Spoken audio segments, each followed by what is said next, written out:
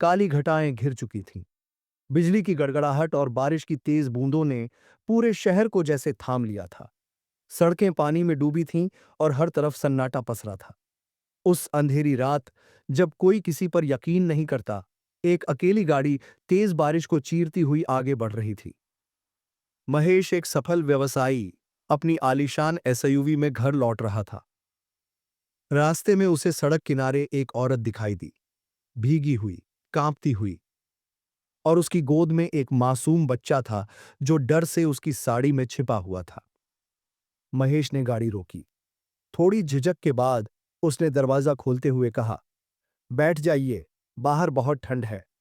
औरत की आंखों में अनगिनत सवाल थे, मगर वह कुछ बोले बिना चुपचाप गाड़ी में बैठ गई। बच्चा उसकी गोद में सिमट गया। गाड़ी आगे बढ़ी, मगर महेश के मन में कुछ अजीब सी बेचैनी थी। उस औरत की भीगी आंखों में कुछ तो था, कोई ऐसा दर्द जो शब्दों में नहीं था। आप कहाँ जा रही थीं?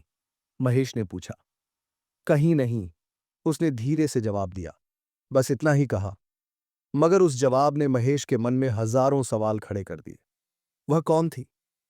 इतनी बारिश में अकेली क्यों थी?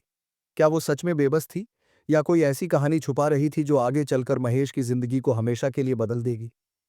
महेश नहीं जानता था कि उस रात दी गई मदद एक ऐसे रहस्य का दरवाजा खोलने वाली है जिसे वह कभी समझ नहीं पाएगा।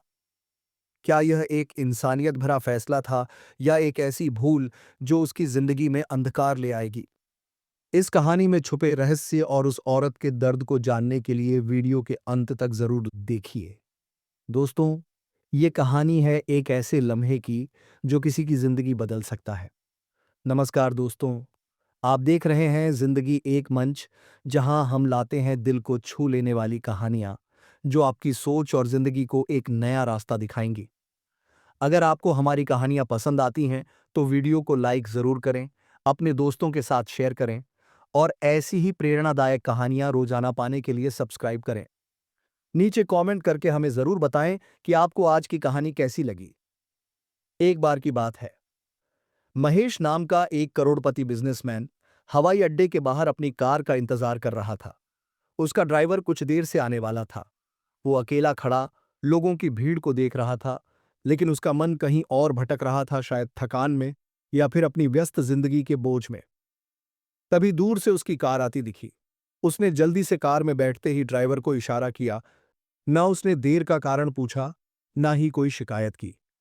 महेश ऐसा ही था, कम बोलने वाला लेकिन सोचने वाला आदमी। कार शहर की सड़कों पर धीरे धीरे बढ़ने लगी, लेकिन तभी आसमान में काले बादल घिर आए और जोरदार बारिश शुरू हो गई। कार के शीशों पर तेज बारिश की बूंदें टकरा रही थीं। सड़कें भीग चुकी थीं और हर तरफ धुंध सी छा गई थी। महेश बाहर देख रहा था, चुपचाप। तभी उसकी नजर एक दृश्य पर पड़ी जिसने उसके दिल को झकझोर दिया।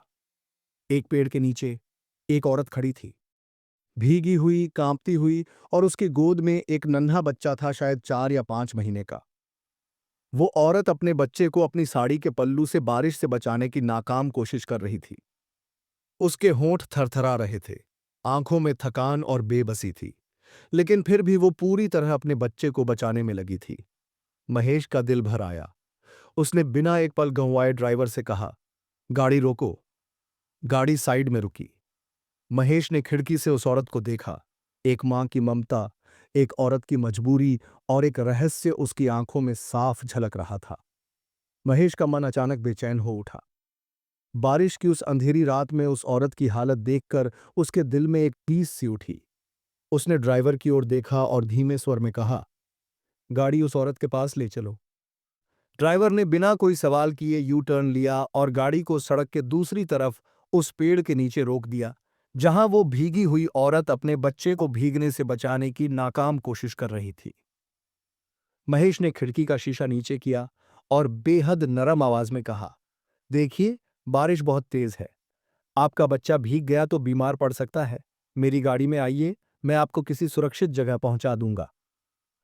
वो औरत, जिसका नाम काव्या था, एक पल को हिचकिचाई। उसके चेहरे पर डर, संकोच और असमंजस साफ झलक रहा था।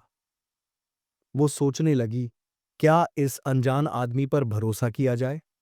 लेकिन फिर अपने कांपते हुए बच्चे की ओर देखा। बारिश की तेज बूंदें अब बच्चे की हल्की रुलाई में बदल रही थीं। काव्या के पास कोई और रास्ता नहीं था। उसने हिम्मत जुटाई और गाड़ी का दरवाजा खोलकर अंदर बैठ गई। गाड़ी के भीतर गर्माहट थी और कुछ राहत भी। महेश ने विनम्रता से पूछा, बताइए, आपका घर कहाँ है? मैं आपको वहीं छोड़ देता हूं। यह सुनते ही काव्या की आंखें झुक गईं। उसके चेहरे पर अचानक एक अजीब सी उदासी फैल गई, जैसे कोई भूला हुआ दर्द फिर से लौट आया हो। महेश ने उसकी खामोशी को महसूस कर लिया। वो जान गया कि शायद काव्या के पास कोई ठिकाना नहीं है। उसने बहुत नरम लहजे में कहा, कोई बात नहीं। अगर आपका घर नहीं है तो आप मेरे घर चलिए। मेरा घर बड़ा है और वहां कोई नहीं रहता। बारिश रुकने तक आप और आपका बच्चा वहां सुरक्षित रह सकते हैं। काव्या कुछ पल चुप रही, फिर अपने बच्चे की ओर देखा, जो अब धीरे धीरे सोने लगा था। उसने धीरे से सिर हिलाया। ठीक है। महेश ने ड्राइवर को इशारा किया, घर चलो। गाड़ी ने एक और यू टर्न लिया और शहर की रोशनी से दूर महेश की बड़ी सी शांत और सुनसान हवेली की ओर बढ़ चली। महेश का घर किसी महल से कम नहीं था। बड़ी बड़ी गाड़ियां, ढेरों नौकर चाकर और हर वो चीज जो एक इंसान अपने सपनों में सोच सकता है। लेकिन इस राजसी ठाठ में भी महेश की जिंदगी में कुछ खाली था, बहुत खाली। इस आलीशान घर में वह बिल्कुल अकेला रहता था। धन दौलत की कोई कमी नहीं थी, लेकिन दिल में न सुकून था, न कोई अपनापन। घर पहुंचते ही महेश ने काव्या को ऊपर की मंजिल पर एक सुंदर सा कमरा दिखाया और कहा, यहां आराम से रहिए। अगर बच्चा भीग गया है तो मैं नौकर को तौलिए और सूखे कपड़े भिजवाता हूं। बारिश रुक जाए तो आप चली जाना। काव्या ने धीरे से सिर हिलाया और अपने मासूम बच्चे को गोद में लेकर उसे संभालने लगी। महेश नीचे लौटा ही था कि उसे एक जरूरी काम याद आ गया। उसने ड्राइवर को एक गाड़ी तैयार करने का कहा और बाहर निकल पड़ा। गाड़ी की खिड़की से बारिश की बूंदों को देखते हुए महेश गहरे ख्यालों में डूब गया। मेरे पास सब कुछ है, फिर भी ये दिल इतना खाली क्यों है? क्यों मैं हर दिन खुद से भागता हूं? शहर में बहुत लोग महेश को एक नेक और दयालु इंसान मानते थे, लेकिन ये भी सब जानते थे कि वो भीतर से बहुत अकेला है। काम निपटाकर जब महेश करीब 3 घंटे बाद घर लौटा, तो गेट पर पहुंचते ही उसे किसी के जोर जोर से हंसने की आवाज सुनाई दी। वो एकदम ठिठक गया। मेरे घर में कोई हंस रहा है, ऐसा तो बरसों से नहीं हुआ।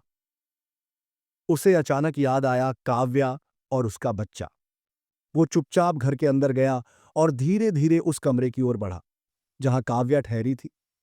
दरवाजे के पास पहुंचकर उसने देखा, काव्या अपने बच्चे को गोद में लिए हंस रही थी।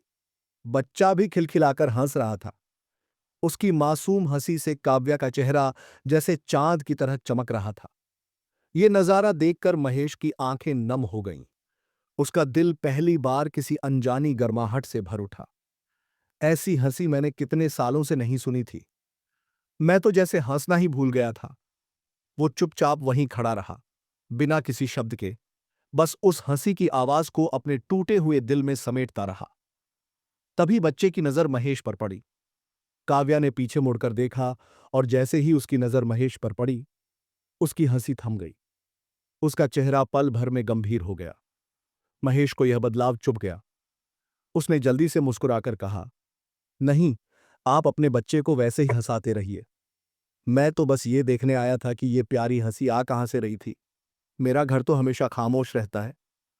यह कहकर महेश धीरे धीरे नीचे चला गया, लेकिन उसका मन अब भी उसी हंसी में कहीं अटका हुआ था।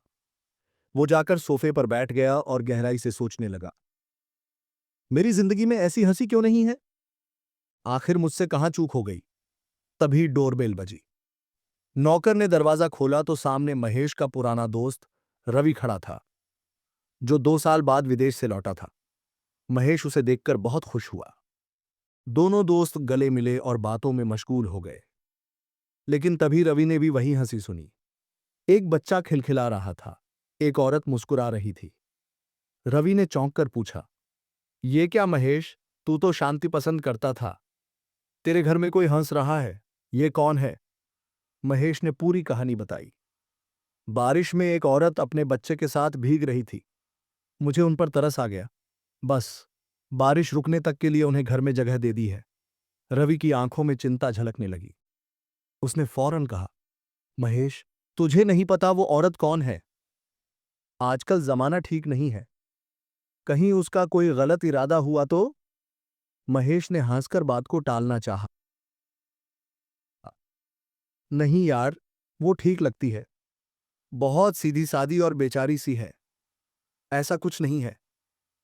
लेकिन रवि बार बार उसी बात को दोहराता रहा।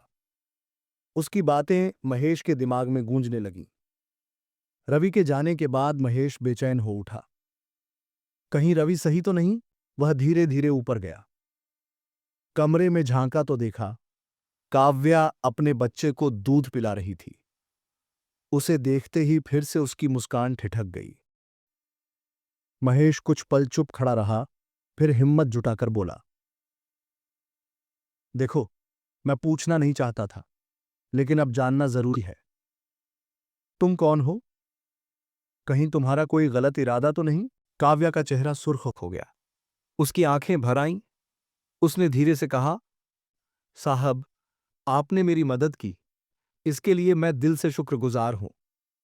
लेकिन इसका मतलब ये नहीं कि मैं वैसी औरत हूं। मैं मजबूर जरूर हूं, मगर मेरी इज्जत और नीयत बिल्कुल साफ है। मैं हालातों की मारी हूं। अगर आपको मुझ पर शक है तो मैं अभी चली जाती हूं। बारिश भी अब रुक गई है। यह कहकर काव्या ने अपने बच्चे को गोद में उठाया और दरवाजे की ओर बढ़ने लगी। महेश उसे रोकना चाहता था, लेकिन वो समझ नहीं पा रहा था कि क्या कहे।